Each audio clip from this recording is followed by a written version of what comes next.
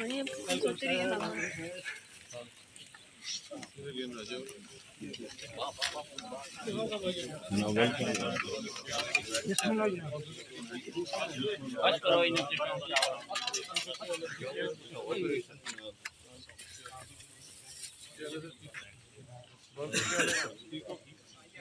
بات ہے محمد علی حاضر ہے تو 2 منٹ ریگولر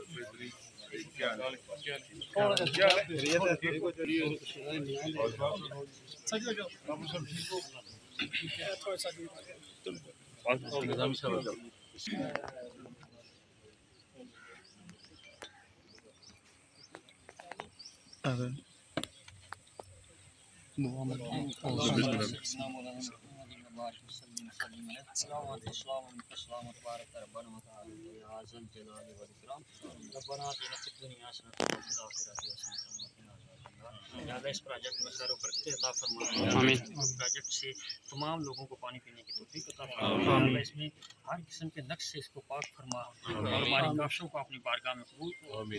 فرما۔ یا اللہ چودھری قاسم صاحب کو مزید اسی طرح کے پروجیکٹ کا افتتاح کرنے کی توفیق ہمت و توفیق آمین۔ ربنا تقبل منا انک انت السمیع العلیم وتب علینا انک انت التواب الرحیم۔ صلی اللہ تعالی علی خیر خلق محمد وعلی آلہ واصحابہ اجمعین۔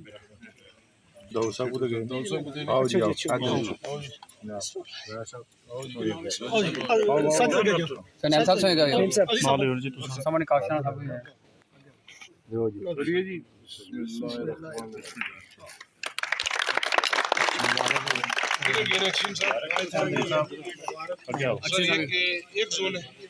سر یہ بروٹیاں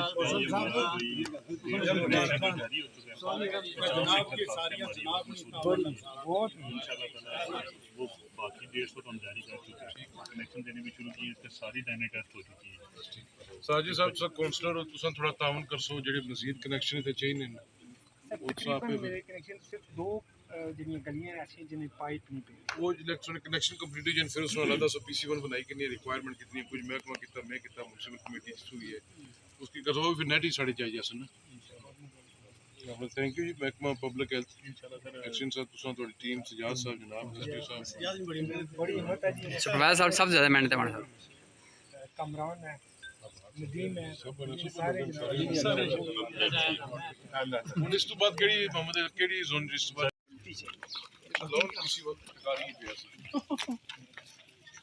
اس نے لو پی سی 1 یہ منصوبے سارے تساں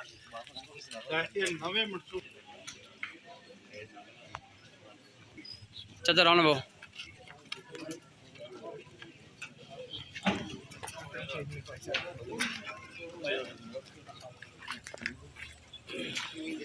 بھائی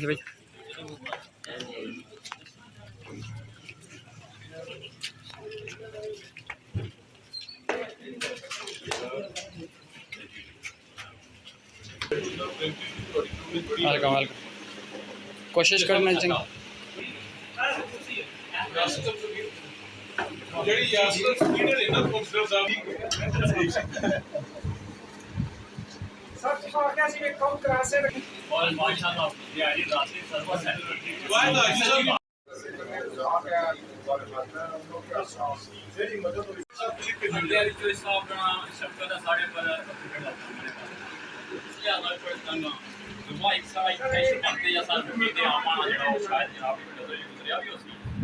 کافی زیادہ